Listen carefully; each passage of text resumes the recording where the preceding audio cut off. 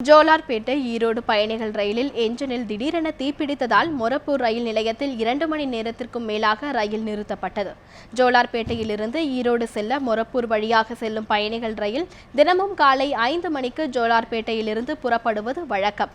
இந்நிலையில் இந்த ரயில் மொரப்பூர் ரயில் நிலையத்தை வந்தடைந்த போது என்ஜினின் மின்மாற்றிகளில் உள்ள பகுதியிலிருந்து திடீரென புகை வந்துள்ளது.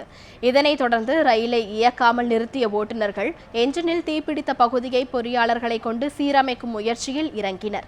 இதனால் சுமார் 2 மணி நேரத்திற்கும் மேலாக ரயில் மொரப்பூர் ரயில் நிலையத்தில் நின்றதால் பயணிகள் கடும் அவதிக்குள்ளாகினர். ஜோலார்பேட்லேருந்து ஈரோடு போகிற பேசஞ்சர் தான் டெய்லிக்கும் காலேஜ் போவேன். இன்றைக்கி என்ற போய்ட்டுக்கு பாதி வழியிலேருந்து நின்று வந்துச்சு. இங்கே மொரப்பூரில் வந்து நின்றுச்சு. கேட்டதுக்கு ஒரு இன்ஜின் ப்ராப்ளம் ஆயிடுச்சுன்னு சொல்லிட்டாங்க. அது எனக்கு 2 மணி நேரம் வேஸ்ட்டாக போயிடுச்சு. திருப்பூருக்கு வேலைக்கு போகலான்னு பேசஞ்சருக்கு வந்தோங்க. அது இன்ஜின் ப்ராப்ளம்னு சொல்லி எரிஞ்சிச்சு இதாக வந்தாங்க. 2 மணி நேரம் இங்கே வந்து நின்றுச்சு இந்த மொரப்பூரில் வந்து. அதனால் திருப்பி போக முடியல.